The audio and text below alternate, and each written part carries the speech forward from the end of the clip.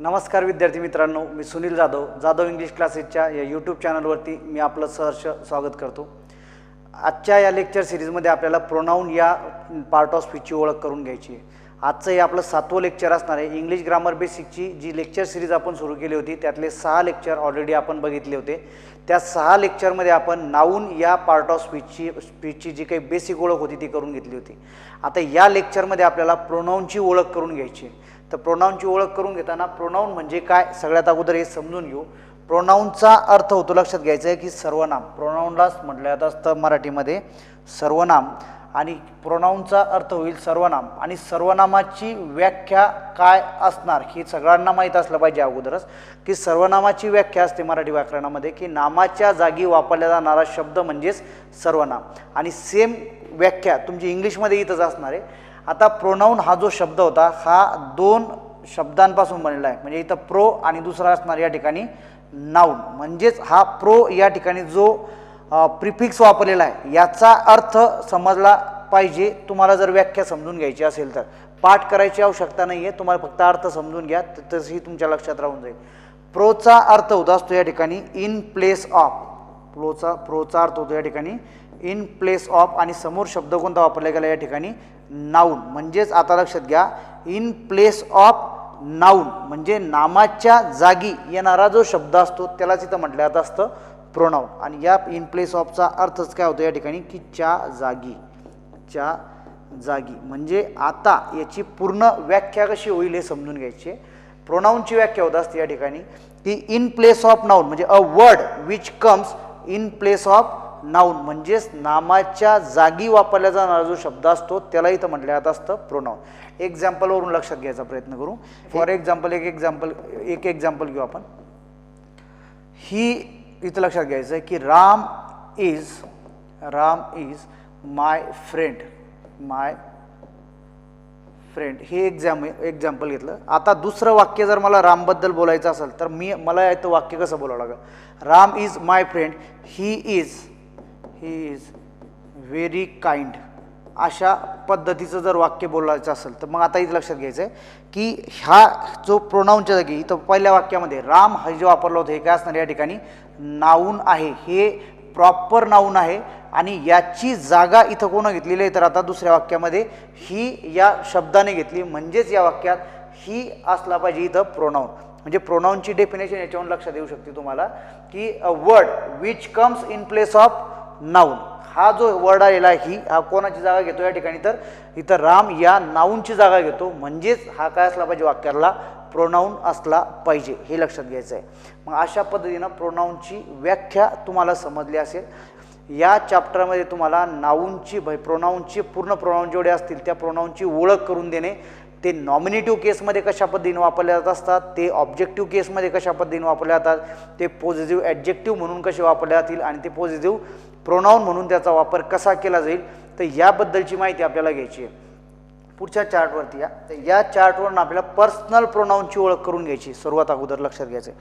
म्हणजे या ठिकाणी पर्सनल प्रोनाउनची ओळख करून घेणे, नॉमिनेटिव्ह केसमध्ये कोणते प्रोनाउन वापरले जातील, ऑब्जेक्टिव्ह केसमध्ये त्यांचा कशा पद्धतीने वापर केला जात असतो, पॉझिटिव्ह ॲडजेक्टिव्ह म्हणून त्यांचा वापर कसा होईल आणि प्रोनाउन म्हणून कसा वापर होईल हे या ठिकाणी हे बघायचं आहे। आता first person pronoun, personal pronoun काय असतं पहिले ही कॉन्सेप्ट तुम्हाला समजली पाहिजे। पर्सनल प्रोनाउन म्हणजेच मराठी व्याकरणातील पुरुषवाचक सर्वनाम, म्हणजेच लक्षात घ्यायचं इंग्लिशमधले इथं पर्सनल प्रोनाउन। आणि लक्षात घ्यायचं मराठी व्याकरणामध्ये 3 पुरुषवाचक सर्वनामाचे जे 3 प्रकार पडतील तेच प्रकार या ठिकाणी पडतात। तिथं प्रथम पुरुषवाचक सर्वनाम असतो या ठिकाणी फर्स्ट पर्सन असणार। मराठी व्याकरणामध्ये द्वितीय पुरुषवाचक सर्वनाम असतो इथं सेकंड पर्सन असणार आहे। आणि मराठी ग्रामरमध्ये जो तृतीय पुरुषवाचक सर्वनाम असतो तोच या ठिकाणी थर्ड पर्सन असायला पाहिजे। म्हणजे इथं लक्षात घ्यायचं आहे की ती कॉन्सेप्ट जर मराठी ग्रामरची तुम्हाला समजली असेल तर मग तुम्हाला हे समजायला काहीच अवघड जाणार नाही। आता फर्स्ट पर्सन म्हणजे काय हे समजून घ्या की बोलणारा व्यक्ती स्वतःसाठी जे प्रोनाउन वापरतो त्याला म्हटलं जात असतं फर्स्ट पर्सन प्रोनाउन। म्हणजे फॉर एक्झाम्पल लक्षात घ्या, मी जर एखाद्याशी बोलत असेल तर मी स्वतःसाठी जे प्रोनाउन वापरणार ते मी आय वापरणार। म्हणजे लक्षात घ्यायचं आहे की इथं फर्स्ट पर्सन, आता आय हे प्रोनाउन काय झालं तर फर्स्ट पर्सन प्रोनाउन असलं पाहिजे। मग आता फर्स्ट पर्सन प्रोनाऊन जे असणार आहे त्याचे दोन प्रकार पडत असतात. एक असतं फर्स्ट पर्सन सिंग्युलर प्रोनाऊन आणि फर्स्ट पर्सन प्लुरल प्रोनाऊन. मग आता फर्स्ट पर्सन प्रोनाऊन कोणता असेल ना या ठिकाणी तर आय, आणि फर्स्ट पर्सन प्लुरल जर म्हटलं तर आयचा अनेक वचन असणार या ठिकाणी वी. म्हणजेच लक्षात घ्या की फर्स्ट पर्सन जे प्रोनाऊन असतील त्यातला सिंग्युलर असतो या ठिकाणी आय आणि प्लुरल असतो या ठिकाणी वी. मग या ठिकाणी याची ऑब्जेक्टिव्ह केस पण लक्षात घ्यायची आहे. आयची ऑब्जेक्टिव्ह केस असते या ठिकाणी मी आणि वीची ऑब्जेक्टिव्ह केस असते या ठिकाणी अस. आता हे नॉमिनेटिव्ह केसमध्ये आणि हे ऑब्जेक्टिव्ह केसमध्ये झाले. याचा ॲडजेक्टिव्ह फॉर्म काय असतो ते लक्षात घ्यायचा आहे. याचा ॲडजेक्टिव्ह फॉर्म असतो या प्रोनाऊनचा माय आणि याचा प्रोनाऊन फॉर्म असणार या ठिकाणी माइन. प्रोनाऊन फॉर्म असतो या ठिकाणी माइन. तसंच इथं लक्षात घ्यायचं आहे वीची ऑब्जेक्टिव्ह केस अस आणि वीचा ॲडजेक्टिव्ह फॉर्म जो असणार आहे तो असतो या ठिकाणी अवर आणि प्रोनाऊन फॉर्म असतो या ठिकाणी अवर्स. हा याचा प्रोनाऊन फॉर्म असणार. नंतर इथं लक्षात घ्या फर्स्ट पर्सन आपल्याला समजले. बोलणारा व्यक्ती स्वतःसाठी जे प्रोनाऊन वापरतो त्याला फर्स्ट पर्सन प्रोनाऊन म्हटलं जात असतं. ते सिंग्युलर आणि प्लुरल हे आपण इथं बघितलं. सेकंड पर्सन लक्षात घ्यायचं आहे. बोलणारा व्यक्ती समोरच्या व्यक्तीबद्दल म्हणजे जो समोरच्या ज्या व्यक्तीशी बोलत असेल त्याच्यासाठी जे प्रोनाऊन वापरतो त्या प्रोनाऊनला म्हटलं जात असतं या ठिकाणी सेकंड पर्सन प्रोनाऊन असं म्हटलं जात असतं. मग सेकंड पर्सन प्रोनाऊनचे पण दोन प्रकार होतील या ठिकाणी, सेकंड पर्सन सिंग्युलर आणि सेकंड पर्सन प्लुरल. आता सेकंड पर्सनसाठी लक्षात घ्यायचं आहे की प्रोनाऊन वापरला जातो असतो या ठिकाणी यू आणि यातला प्लुरल फॉर्मही या ठिकाणी असतो यूज. म्हणजे या ठिकाणी मराठीमध्ये लक्षात घ्या समोरचा व्यक्ती जर असेल तर आपण त्यासाठी बोलताना तू हा हे सर्वनाम वापरत असतो. म्हणजेच या ठिकाणी इंग्लिशमध्ये त्याला यू म्हटलं जाईल.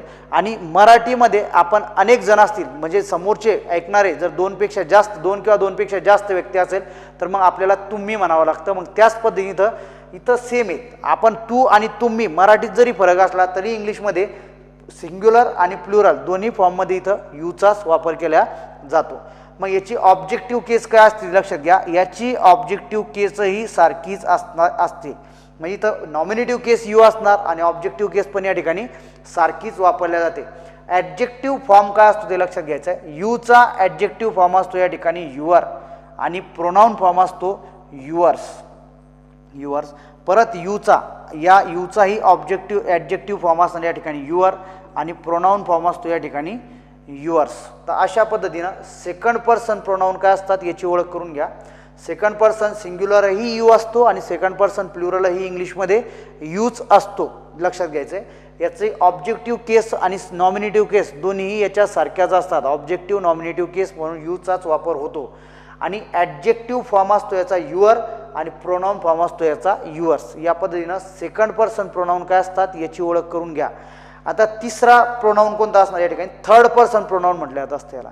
आणि थर्ड पर्सन प्रोनाऊन म्हणजे कोणते लक्षात घ्यायचं आहे. आता दोन व्यक्ती बोलणारा मी असेल बोलणारा व्यक्ती स्वतःसाठी जे वापरतो ते झाले फर्स्ट पर्सन. ऐकणारा व्यक्ती समोरचा ऐकणारा व्यक्ती जो असतो त्याच्यासाठी आपण जो वापरतो बोलणारा व्यक्ती जो प्रोनाऊन वापरतो त्याला म्हटलं जात असतं सेकंड पर्सन. आणि थर्ड पर्सन म्हणजे लक्षात घ्या की हे दोन व्यक्ती ज्या तिसऱ्या व्यक्तीचा उल्लेख करतील की जो तिथं उपस्थित नसणार तर त्याच्याबद्दल जे प्रोनाऊन वापरलं जातं ते प्रोनाऊन असतं थर्ड पर्सन प्रोनाऊन. मग याचेही दोन भागामध्ये डिवाइड होईल. थर्ड पर्सन सिंग्युलर आणि थर्ड पर्सन प्लुरल. तर थर्ड पर्सन सिंग्युलरमध्ये इथं येतो ही, त्यानंतर असणार या ठिकाणी शी आणि नंतर इट. आणि प्लुरल थर्ड पर्सन प्लुरल जो असतो तो प्रोनाऊन असतो या ठिकाणी दे. अशा पद्धतीने जर लक्षात घ्यायचं आहे की third person singular he she it असतात तर थर्ड पर्सन प्लुरल प्रोनाऊन हा दे असतो. मग याची ऑब्जेक्टिव्ह केस इथं लक्षात घ्यायची आहे. ही साठी वापरल्या जाईल या ठिकाणी हिम. शी साठी वापरल्या जात असते ऑब्जेक्टिव्ह केस हर आणि इट साठी ऑब्जेक्टिव्ह केस इटच असते, यामध्ये बदल होत नाही. आणि दे साठी जी ऑब्जेक्टिव्ह केस वापरल्या जाते ते असते या ठिकाणी देम. आता नॉमिनेटिव्ह केस आणि ऑब्जेक्टिव्ह केस बद्दल याची ओळख झाली. आता याचा ॲडजेक्टिव्ह फॉर्म काय असतो ते लक्षात घ्या. हीचा ॲडजेक्टिव्ह फॉर्म असतो या ठिकाणी हीज आणि याचा प्रोनाऊन फॉर्म असतो या ठिकाणी हीजच, म्हणजे इथं सारखाच असणार. नंतर इथं शीचा ॲडजेक्टिव्ह फॉर्म असतो या ठिकाणी हर आणि प्रोनाऊन फॉर्म असतो मात्र या ठिकाणी हर्स. इथं यस लागणार हे लक्षात घ्यायचं आहे. नंतर इथं लक्षात घ्या इट्सचा प्रोनाऊन ॲडजेक्टिव्ह फॉर्म जो असणार आहे तो इथं असतो या ठिकाणी इट्स आणि प्रोनाऊन फॉर्म असतो या ठिकाणी इट. नंतर लक्षात घ्यायचं आहे की देचा ऑब्जेक्टिव्ह केस असणार इथं देम आणि इथं ॲडजेक्टिव्ह फॉर्म असणार या ठिकाणी याचा देअर आणि प्रोनाऊन फॉर्म असतो या ठिकाणी इथं देअर्स. अशा पद्धतीनं तुम्हाला या प्रोनाऊनची ओळख असली पाहिजे. म्हणजे लक्षात घ्या नॉमिनेटिव्ह केस फॉर्ममध्ये वापरले जाणार हे I, we, you, he, she, it आणि दे हे सर्व सब्जेक्टच्या जागी येतात म्हणून इथं नॉमिनेटिव्ह केस असणार याची. आणि हे जे मी, अस, यू, हिम, हर, इट आणि देम हे जे काही प्रोनाऊन होते हे ऑब्जेक्टच्या जागी येतात नेहमी वाक्यामध्ये. म्हणजेच या ठिकाणी हे ऑब्जेक्टिव्ह केसमध्ये असणार. आणि याचा जो ॲडजेक्टिव्ह फॉर्म या प्रोनाऊनचा ॲडजेक्टिव्ह फॉर्म आणि प्रोनाऊन फॉर्म जो असतो याची ओळख करून ठेवायची. माय, माइन, आयचा पॉझिटिव्ह ॲडजेक्टिव्ह माय आणि प्रोनाऊन माइन, वीचा अवर आणि अवर्स, यूचा युअर आणि युअर्स, हीचा हिज हिज, हरचा हर आणि हर्स, इटचा इट्स आणि इट आणि देअरचा असतो या ठिकाणी देअर्स. हा इट जो असणार आहे हा इम्पर्सनल प्रोनाऊन असतो. हा जरा इथं महत्त्वाचा आहे कारण लक्षात घ्या इथं अवर्स, युअर्स त्यानंतर हर्स हे जे असणार याला यस प्रत्यय लागू राहिला पण हे प्रोनाऊन फॉर्ममध्ये यस प्रत्यय लागतो पण इथं इटला लागत नाही इथं हे. पण मात्र इथं ॲडजेक्टिव्ह फॉर्ममध्ये मात्र तिथं इट्सला यस प्रत्यय लागतो हे लक्षात घ्या. मग अशा पद्धतीने तुम्हाला या ठिकाणी आपण ओळख करून घेतली त्या प्रोनाऊनची ओळख झाली. आता नेक्स्ट टॉपिकमध्ये लक्षात घ्यायचं आहे हे पॉझिटिव्ह ॲडजेक्टिव्हचा आणि पॉझिटिव्ह प्रोनाऊनचा करेक्ट वापर कसा करायचा हे आपल्याला नेक्स्ट पॉईंटमध्ये काय करायचं आहे समजून घ्यायचं आहे. मग त्या अगोदर इथं लक्षात घ्यायचं आहे हे पूर्ण सेंटेन्सचं स्ट्रक्चरच असतं लक्षात घ्यायचं आहे. इथं नॉमिनेटिव्ह आणि ऑब्जेक्टिव्ह केसच्या मध्ये या ठिकाणी काय येत असतो तर वर्ब येत असतो. म्हणजे आता लक्षात घ्या हे जे प्रोनाऊन जे वापरले हे नेहमी वर्बच्या कुठं येतील तर अगोदर येत असतात आणि वर्बच्या हे प्रोनाऊन जे असणार ऑब्जेक्टिव्ह केसचे प्रोनाऊन जे असतात ते नेहमी वर्बच्या नंतर वापरल्या जातात. म्हणजे आपला सेंटेन्सचं स्ट्रक्चरही असंच असतं बा सब्जेक्ट त्यानंतर वर्ब आणि नंतर या ठिकाणी ऑब्जेक्ट असणार म्हणजे ऑब्जेक्टिव्हच्या जागी येईल आणि हे सब्जेक्टच्या जागी येईल. आता हे कुठं कामा पडणार आहे हे पण लक्षात घ्या की समोर ज्यावेळेस तुम्ही चेंज द वाईज आपण शिकतो त्यावेळेस लक्षात घ्यायचं आहे की त्या ठिकाणी सब्जेक्ट हा ऑब्जेक्टची जागा घेत असतो आणि ऑब्जेक्ट हा सब्जेक्टची जागा घेत असतो. मग या ठिकाणी लक्षात घ्यायचं आहे जर ऑब्जेक्टिव्ह केसमधलं प्रोनाऊन जेव्हा सब्जेक्टिव्ह केसची जागा घेईल किंवा सब्जेक्टची जागा घेईल तेव्हा त्याची केस बदलली पाहिजे. ऑब्जेक्टिव्हची केस होणार सब्जेक्टिव्ह आणि सब्जेक्टिव्हची केस होणार ऑब्जेक्टिव्ह. तर अशा पद्धतीनं तुम्हाला हे बेसिक चेंज द वाईजसाठी कामा येणार आहे. तर या ठिकाणी आता पॉझिटिव्ह ॲडजेक्टिव्ह आणि पॉझिटिव्ह प्रोनाऊन हे जे आपण बघितले याचा करेक्टली वाक्यामध्ये वापर कशा पद्धतीनं करायचा हे आपल्याला पुढच्या पॉईंटमध्ये बघायचं आहे. पुढचा चार्ट बघा या ठिकाणी इथं परत एकदा त्याची ओळख करून घेऊ म्हणजे तर वाक्यात वापरताना इथं नियम समजून घ्यायचा आपल्याला एक. आता या ठिकाणी पहा आयचा पॉझिटिव्ह ॲडजेक्टिव्ह आय या प्रोनाऊनचे पॉझिटिव्ह ॲडजेक्टिव्हचा जो असणार आहे तो असतो या ठिकाणी माय. त्यानंतर याचा पॉझिटिव्ह प्रोनाऊन जे असणार आहे फॉर्म जो असणार आहे प्रोनाऊन फॉर्म असतो माइन. वीचा ॲडजेक्टिव्ह फॉर्म असतो या ठिकाणी अवर. वीचा ॲडजेक्टिव्ह फॉर्म आपण बघितला अवर. प्रोनाऊन फॉर्म असतो या ठिकाणी अवर्स. यूचा ॲडजेक्टिव्ह फॉर्म असतो या ठिकाणी युअर आणि प्रोनाऊन फॉर्म असतो या ठिकाणी युअर्स. त्यानंतर हीचा प्रोनाऊन ॲडजेक्टिव्ह फॉर्म पाहिला आपण हिज आणि या ठिकाणी इथं असायला पाहिजे परत हिज प्रोनाऊन फॉर्म पण त्याचा सारखाच आहे. शीचा प्रोनाऊन फॉर्म असतो या ठिकाणी हर आणि ॲडजेक्टिव्ह फॉर्म शीचा ॲडजेक्टिव्ह फॉर्म असतो या ठिकाणी हर आणि शीचा प्रोनाऊन फॉर्म असणार या ठिकाणी हर्स. इटचा ॲडजेक्टिव्ह फॉर्म असतो इट्स आणि पॉझिटिव्ह प्रोनाऊन फॉर्म असतो या ठिकाणी इट. नंतर लक्षात घ्यायचं आहे देचा जो काही इथं ॲडजेक्टिव्ह फॉर्म असणार आहे तो असतो या ठिकाणी देअर आणि पॉझिटिव्ह प्रोनाऊन फॉर्म असतो तो असतो या ठिकाणी देअर्स THEIRS देअर्स. मग आता राम एखादा व्यक्ती जर वापरला गेला असेल तर त्याच्यासाठी पॉझिटिव्ह केस वापरताना आपण अगोदरच पॉझिटिव्ह केस पाहिली होती ॲपॉस्ट्रॉफी यसचा वापर करावा लागतो आणि या ठिकाणी प्रोनाऊन फॉर्म म्हणून या ठिकाणी वापरता येते. अशा पद्धतीने लक्षात घ्यायचं हे तर ऑलरेडी आपण याची ओळख करून घेतलीच. मग आता याचा करेक्टली यूज वाक्यात कसा करायचा हे समजून घ्यायचं आहे. आता हे ॲडजेक्टिव्ह आहे पहा पॉझिटिव्ह ॲडजेक्टिव्ह म्हटलेलं आहे याला आणि या ठिकाणी हे पॉझिटिव्ह प्रोनाऊन असणार. मग पॉझिटिव्ह ॲडजेक्टिव्हची डेफिनेशन काय होती हे समजून घ्या. ॲडजेक्टिव्हची डेफिनेशन असती नामाला क्वालिफाय करणारा शब्दच वाक्यात काय असतो तर या ठिकाणी ॲडजेक्टिव्ह असतो. म्हणजे उद्देश लक्षात घ्या इथं ॲडजेक्टिव्ह असल्यामुळं ॲडजेक्टिव्ह कधीही वाक्यात एकटी येत नाहीत. ॲडजेक्टिव्हच्या सोबत नेहमी लक्षात घ्यायचं आहे यासोबत नेहमी या ठिकाणी समोर नाऊन असलाच पाहिजे. वाक्यात वापर होताना जर अगोदर या ठिकाणी हे जर ॲडजेक्टिव्ह वापरले असेल, पॉझिटिव्ह ॲडजेक्टिव्ह जर वापरले असतील तर समोर नाऊन असलाच पाहिजे, म्हणजे नाऊन पाहिजेच. हा नियम, बेसिक नियम आहे, हा लक्षात ठेवायचा आहे. म्हणजे प्रोनाऊनमध्ये जेव्हा जेव्हा तुम्ही पॉझिटिव्ह ॲडजेक्टिव्ह वापरता, my, our, your, his, her, its, their आणि राम्स, हे जर वापरत असाल तर समोरच्या ठिकाणी या समोर हे कधीच एकटे येऊ शकत नाही. कारण ॲडजेक्टिव्हचा बेसिक रूल काय सांगतो की ॲडजेक्टिव्ह स्वतःच कधी वाक्यात एकटा येत नसतो, तो नाऊनबद्दल माहिती सांगण्यासाठीच येतो. म्हणजे वाक्यात नाऊन असला पाहिजे तरच ॲडजेक्टिव्ह येतो. मग या वाक्यात हे जर ॲडजेक्टिव्ह असतील तर समोर नाऊन असलाच पाहिजे. पण इथं लक्षात घ्यायचं आहे की पॉझिटिव्ह प्रोनाऊन, इथं प्रोनाऊन आहे आणि प्रोनाऊनची डेफिनेशन आपण बघितली, नामाच्या जागी येणारा शब्द म्हणजेच काय असतो या ठिकाणी, तर प्रोनाऊन असतो. म्हणजे हे स्वतःच नामाच्या जागी येतात, त्यामुळं समोर नाऊन येत नाही. आणि जर वाक्यामध्ये लक्षात घ्या की याच्या समोर जर नाऊनचा वापर जर केला तर ते सेंटेन्सच चुकीचं असतं. हे वापर याचा इनकरेक्ट वापर होईल, लक्षात घ्यायचं आहे. तर अशा पद्धतीनं तुम्हाला हा नियम लक्षात घ्यायचा आहे की पॉझिटिव्ह ॲडजेक्टिव्ह जे असतात म्हणजे my, our, your, his, her, its, their आणि राम्स, याच्या नंतर नेहमी नाऊन असलाच पाहिजे. हे कधीही एकटे येऊ शकत नाही. आणि हे जे पॉझिटिव्ह प्रोनाऊन असतात हेच प्रोनाऊनच्या जागी येत असल्यामुळं या समोर नाऊन वापरायची आवश्यकता नसते. आणि तिथं जर वापरला तर ते सेंटेन्स चुकीचं सेंटेन्स मानलं जात असतं. तर अशा पद्धतीनं हा नियम आपल्याला समजला. काही सेंटेन्स बघूया, त्या सेंटेन्सवरून समजून घ्यायचं आहे की याचा करेक्टली वापर कशा पद्धतीनं करायचा आहे. तर पहिलं वाक्य पहा या ठिकाणी, this is your car. This is your car म्हणजे या वाक्यामध्ये इथं लक्षात घ्यायचं आहे की कार या ठिकाणी नाऊन आलेला आहे, इथं नाऊन वापरला आहे. मग या अगोदर लक्षात घ्यायचं आहे की हा जो इथं वापरला हा करेक्ट फॉर्म वापरला का ते बघायचं आहे. म्हणजे या वाक्यामध्ये युअर काय असणार आहे, पॉझिटिव्ह ॲडजेक्टिव्ह फॉर्म आहे. इथं हा पॉझिटिव्ह ॲडजेक्टिव्ह आहे आणि पॉझिटिव्ह ॲडजेक्टिव्हच्या नंतर नाऊन असलाच पाहिजे. आता हा युअर हा शब्द काय करणार या ठिकाणी लक्षात घ्या की या कारला काय करतो, कार म्हणजे हे नाऊन जे असणार आहे याला क्वालिफाय करतो, त्याबद्दल माहिती सांगतो. म्हणजेच इथं ॲडजेक्टिव्ह फॉर्मच असला पाहिजे आणि वाक्यात इथं ॲडजेक्टिव्ह फॉर्म वापरला तर ते सेंटेन्स बरोबर असलं पाहिजे.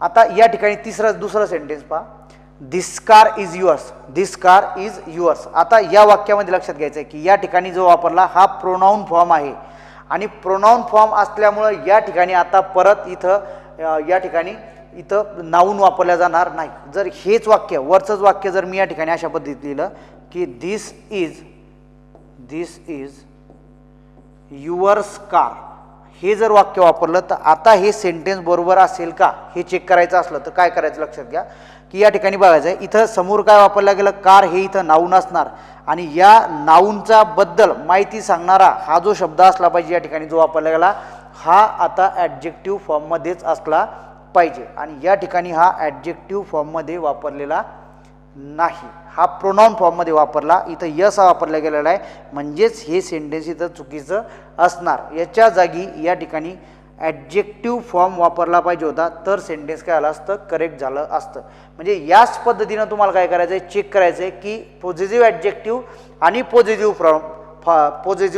याच पद्धतीने तुम्हाला चेक करायचं आहे की पॉझिटिव्ह ॲडजेक्टिव्ह आणि पॉझिटिव्ह प्रोनाऊन योग्य पद्धतीनं वाक्यात वापरला किंवा नाही. काही आयोगाचे जे क्वेश्चन आले होते ते क्वेश्चन आपण या ठिकाणी समजून घेण्याचा प्रयत्न करू. याच नियमानुसार चूज दी करेक्ट सेंटेन्स असा क्वेश्चन ऑलरेडी विचारून झालेला आहे. ह्या क्वेश्चनवरती थोडासा विचार करू. पहिलं वाक्य पहा या ठिकाणी, that book is her. That book is her. मग सेंटेन्स करेक्ट आहे की नाही हे जर चेक करायचं असेल तर या ठिकाणी लक्षात घ्या या ठिकाणी वापरला गेला आहे हर, की दॅट बुक ते पुस्तक तिचे आहे असं म्हणायचं आहे या ठिकाणी. मग या ठिकाणी दॅट बुक इज हर म्हटलं तर हर हे कोणत्या फॉर्ममध्ये वापरलं ते पहिले पहा. या ठिकाणी हर वापरलेला ह्या पॉझिटिव्ह ॲडजेक्टिव्ह आहे आणि पॉझिटिव्ह ॲडजेक्टिव्ह जर हा वापरला गेलेला आहे या ठिकाणी तर या ठिकाणी लक्षात घ्यायचं आहे पॉझिटिव्ह ॲडजेक्टिव्ह कधीच एकटा येऊ शकत नाही, त्यासमोर नाऊन असलाच पाहिजे होता. म्हणजेच हे जे सेंटेन्स आहे हे रॉंग सेंटेन्स असलं पाहिजे कारण पॉझिटिव्ह ॲडजेक्टिव्हच्या नंतर इथं नाऊनचा वापर केलेला नाही. इथं लक्षात घ्यायचं आहे की नाऊन ऑलरेडी अगोदरच वापरला आहे म्हणजेच आता लक्षात घ्यायचं आहे की इथं पॉझिटिव्ह ॲडजेक्टिव्ह वापरणंच मुळात काय होतं तर हे चुकीचं असणार आहे. या ठिकाणी हर्स पाहिजे होता म्हणजे या ठिकाणी प्रोनाऊन पाहिजे होता हे लक्षात घ्यायचं या ठिकाणी की दॅट बुक इज हर्स, हे पुस्तक तिचे आहे असं वाक्य पाहिजे होतं. म्हणजे इथं प्रोनाऊन फॉर्म वापरायला पाहिजे होता कारण समोर या ठिकाणी नाऊन आलेला नाही. म्हणजे पहिलं वाक्य अशा पद्धतीने तुम्हाला ओळखायचं. दुसरा सेंटेन्स पहा, this idea of yours is excellent.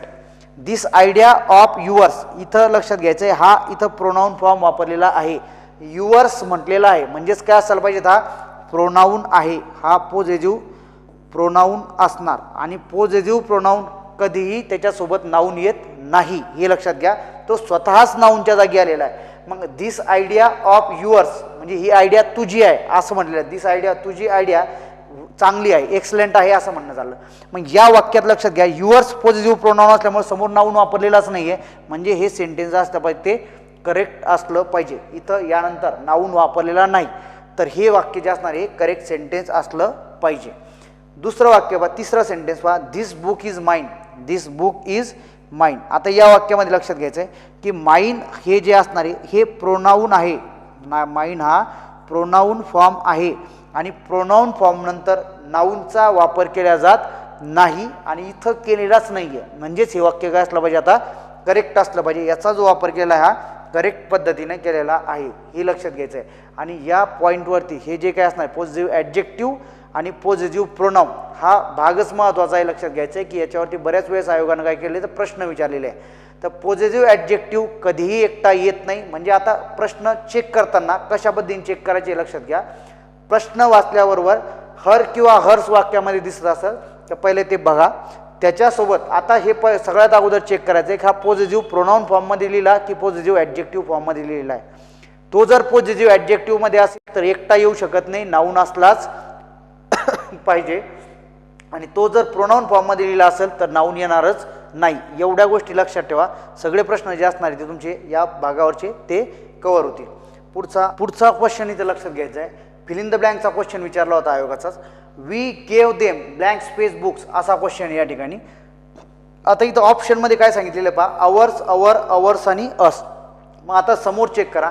Fill in the ब्लँकच्या समोर या ठिकाणी लक्षात घ्यायचं आहे की इथं नाऊन आलेला आहे आणि समोर जर नाऊन जर वापरला असेल तर मग आता या ठिकाणी लक्षात घ्या फिल इन द ब्लँकमध्ये ॲडजेक्टिव्हच असला पाहिजे. मग यानुसार लक्षात घ्यायचं की आता पॉझिटिव्ह ॲडजेक्टिव्ह कोणता करेक्ट वापरला जाईल. आता इथं अवर्स जे असणार आहे हे प्रोनाऊन असल्यामुळं इथं वापरता येणार नाही, हे इलिमिनेट होऊन जाईल. इथं ॲपोस्ट्रॉफी यस वापरण्याची आवश्यकता इथं पडत नाही, म्हणजे हे पण काय होईल, इलिमिनेट होऊन जाईल.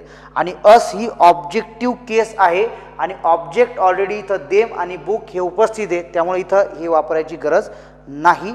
म्हणजे ज्या ठिकाणी लक्षात घ्यायचं आहे समोर जर नाऊन असेल तर प्रोनाऊन ॲडजेक्टिव्ह फॉर्म कोणता या ठिकाणी तर अवर. तर उत्तर असलं पाहिजे या ठिकाणी अवर बुक्स.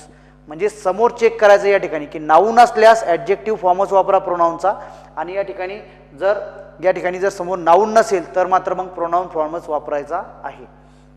पुढचा क्वेश्चन बघा. पुढचा क्वेश्चन असा इथं blank space has left blank space luggage here today असा प्रश्न विचारला गेला. आता या क्वेश्चनमध्ये व्हायचं आहे की इथं वर्बचा पार्ट वेगळा केलेला आहे. इथं वर्बचा पार्ट हा मी वेगळा करतो. इथं हे जे होतं हेल्पिंग वर्ब आणि मेन वर्ब इथं वापरलेला आहे. आता वर्बचा पार्ट असणार. वर्बच्या अगोदर नेहमी लक्षात घ्यायचं आहे की सब्जेक्टिव्ह केस असते, म्हणजे सब्जेक्टिव्ह केसमधलेच काय वापरल्या जातील या ठिकाणी तर प्रोनाऊन वापरल्या जातील. मग पहिल्या ऑप्शनमध्ये पहा शी आणि शी हे जे होते या ठिकाणी हे नॉमिनेटिव्ह केसमध्ये सब्जेक्टिव्ह केसमध्ये, म्हणजे इथं हर वापरता येणार नाही. ही तर हर वापरता येणार नाही. म्हणजे पहिल्या ठिकाणी फिल इन द ब्लँकमध्ये काय असला पाहिजे नेहमी तर इथं आता शी असला पाहिजे. She has left. आणि या ठिकाणी पहा blank space luggage here today. आता या ठिकाणी समोर लक्षात घ्यायचं आहे इथं लगेज आलेला आहे नाऊन. हा जर नाऊन असेल, हा जर नाऊन जर वापरला असेल तर मग आता या ठिकाणी काय असलं पाहिजे तर इथं पॉझिटिव्ह ॲडजेक्टिव्हचा वापर झाला पाहिजे. मग पॉझिटिव्ह ॲडजेक्टिव्ह फॉर्म जो असेल तो ठेवा, बाकीचे इलिमिनेट करायचे. इथं हर्स प्रोनाऊन फॉर्म आहे, हे वापरणं चालणार नाही. इथं हर्स ॲपोस्ट्रॉफी यस वापरायची गरज नाही, हे वापरणं चालणार नाही. आणि इथं हे जे दुसरं ऑप्शन होतं हे ऑलरेडी इलिमिनेट झालेलं आहे, म्हणजेच या ठिकाणी काय असलं पाहिजे हर. तर हर लगेज आणि शीसाठी जे पॉझिटिव्ह ॲडजेक्टिव्ह असतं ते हर असतं, त्यामुळे या ठिकाणी उत्तर असलं पाहिजे she has left her luggage here today. Next question लक्षात घ्यायचा आहे choose the incorrect part of the sentence. Choose the incorrect part of the sentence. मग या सेंटेन्सला अगोदर काय करायचं आहे चांगल्या पद्धतीने वाचून घ्यायचं. I did not meet theirs friend असं म्हटलेलं आहे. आता या ठिकाणी हा जो देअर शब्द जो वापरला गेला होता याच्यावरती थोडं लक्ष द्या. समोर या ठिकाणी लक्षात घ्यायचं आहे की इथं नाऊन आलेला आहे फ्रेंड. फ्रेंड हे काय होतं वाक्यामध्ये नाऊन जर आला असेल तर या ठिकाणी लक्षात घ्या, हा देअर जो वापरला हा प्रोनाऊन फॉर्म आहे आणि प्रोनाऊन फॉर्म नंतर कधीच नाऊन वापरल्या जात नसतं. म्हणजेच लक्षात घ्या, या पार्टमध्ये तिथं एरर असला पाहिजे.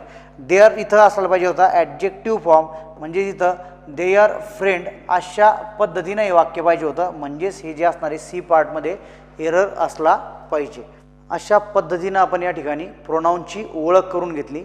प्रोनाऊन नॉमिनेटिव्ह केसमध्ये कोणते प्रोनाऊन वापरले जातील, त्यानंतर ऑब्जेक्टिव्ह केसमध्ये कोणते प्रोनाऊन वापरले जात असतात, त्याचा ॲडजेक्टिव्ह फॉर्म कोणता आहे, प्रोनाऊन फॉर्म कोणता आहे आणि त्याचा करेक्टली वाक्यामध्ये यूज कशा पद्धतीनं करायचा याची ओळख करून घेण्याचा आपण या ठिकाणी प्रयत्न केला. आता इथं लक्षात घ्यायचं फर्स्ट पर्सन, आता फर्स्ट पर्सन, सेकंड पर्सन आणि थर्ड पर्सन याचीही तुम्हाला माहिती असली पाहिजे. कारण बऱ्याचशा नियमामध्ये जेव्हा आपण टेन्स शिकतो त्यामध्ये लक्षात घ्यायचं आहे. फॉर एक्झाम्पल सिम्पल प्रेझेंट टेन्सचाच नियम घ्या. सिम्पल प्रेझेंट टेन्समध्ये नियम असतो या ठिकाणी बेसिक, की करता जर तुमचा थर्ड पर्सन म्हणजे सब्जेक्ट जर थर्ड पर्सन सिंग्युलर जर वापरला गेला तर मग त्या ठिकाणी क्रियापदाला यस किंवा यस प्रत्यय लावा किंवा डज हे हेल्पिंग वर्ब वापरा, असा जो नियम असतो हा पूर्ण हे माहिती असलं पाहिजे. की first person singular, second person, first person singular plural कोणते असतील, त्यानंतर सेकंड पर्सन प्लुरल सिंग्युलर कोणते असतील आणि थर्ड पर्सन सिंग्युलर आणि प्लुरल कोणते असतील याबद्दल माहिती असली पाहिजे. या लेक्चरमधनं आपला उद्देश तोच होता की ती ओळख करून देणे हे आपला उद्देश होता. तर अशा पद्धतीनं आपण इथं प्रोनाऊनची ओळख करून घेतलेली आहे. आमचे लेक्चर तुम्हाला आवडत असतील तर आमच्या लेक्चरला लाईक करा, शेअर करा, सबस्क्राईब करा. धन्यवाद.